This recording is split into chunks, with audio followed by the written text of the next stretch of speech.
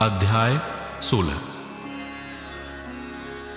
फिर मैंने मंदिर में किसी को ऊंचे शब्द से उन सातों स्वर्गदूतों से ये कहते हुए सुना, जाओ, परमेश्वर के प्रकोप के सातों कटोरों को पृथ्वी पर उंडेल दो।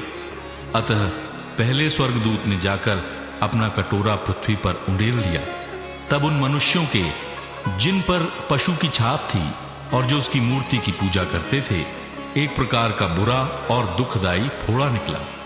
दूसरे स्वर्गदूत ने अपना कटोरा समुद्र पर उंडेल दिया और वो मरे हुए मनुष्य के लहू जैसा बन गया और समुद्र में का हर एक जीवधारी मर गया। तीसरे स्वर्गदूत ने अपना कटोरा नदियों और पानी के सोतों पर उंडेल दिया और वे लहू बन गए। तब मैंने पानी के स्वर्गदूत को ये कहते सुना, हे पवित्र जो है और जो था, तू न्यायी है और तूने ये न्याय किया, क्योंकि उन्होंने पवित्र लोगों और भविष्यद्वक्ताओं का लहू बहाया था और तूने उन्हें लहू पिलाया, क्योंकि वे इसी योग्य हैं।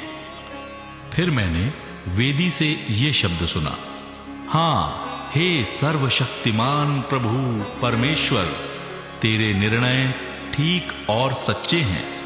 चौथे स्वर्गदूत ने अपना कटोरा स्वर्ग पर उंडेल दिया और उसे मनुष्यों को आग से झुलसा देने का अधिकार दिया गया।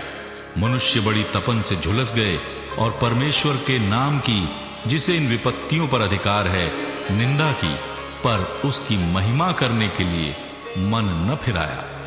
पांचवें स्वर्गदूत ने अपना कटोरा उस पशु के सिंहासन पर उंडेल दिया और उसके राज्य पर अंधेरा छा गया।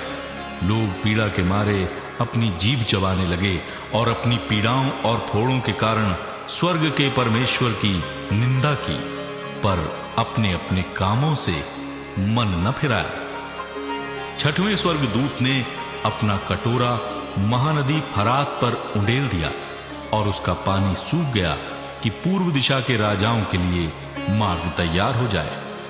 फिर मैंने उस अजगर के मुंह से और उस पशु के मुंह से और उस झूठे भविष्यद्वक्ता के मुंह से 3 अशुद्ध आत्माओं को मेंढकों के रूप में निकलते देखा। ये चिन्ह दिखाने वाली दुष्ट आत्माएं हैं, जो सारे संसार के राजाओं के पास निकलकर इसलिए जाती हैं कि उन्हें सर्वशक्तिमान परमेश्वर के उस बड़े दिन की लड़ाई के लिए इकट्ठा करें।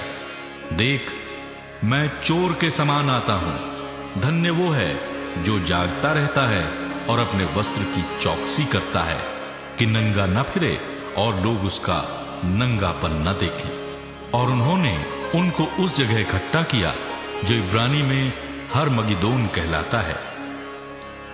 सातवें स्वर्गदूत ने अपना कटोरा हवा पर उंडेल दिया और मंदिर के सिंहासन से ये बड़ा शब्द हुआ, हो चुका। फिर बिजलियां चमकी और शब्द और गर्जन हुए और एक ऐसा बड़ा भूकंप आया कि जब से मनुष्य की उत्पत्ति पृथ्वी पर हुई, तब से ऐसा बड़ा भूकंप कभी ना आया था। इससे उस बड़े नगर के 3 टुकड़े हो गए और जाति जाति के नगर गिर पड़े। और बड़े बेबीलोन का स्मरण परमेश्वर के यहां हुआ कि वो अपने क्रोध की जलजलाहट की मदिरा उसे पिलाए। और हर एक टापू अपनी जगह से टल गया और पहाड़ों का पता न चला। आकाश से मनुष्यों पर मन मन भर के बड़े ओले गिरे, और इसलिए कि ये विपत्ति बहुत ही भारी थी, लोगों ने ओलों की विपत्ति के कारण परमेश्वर की निंदा की।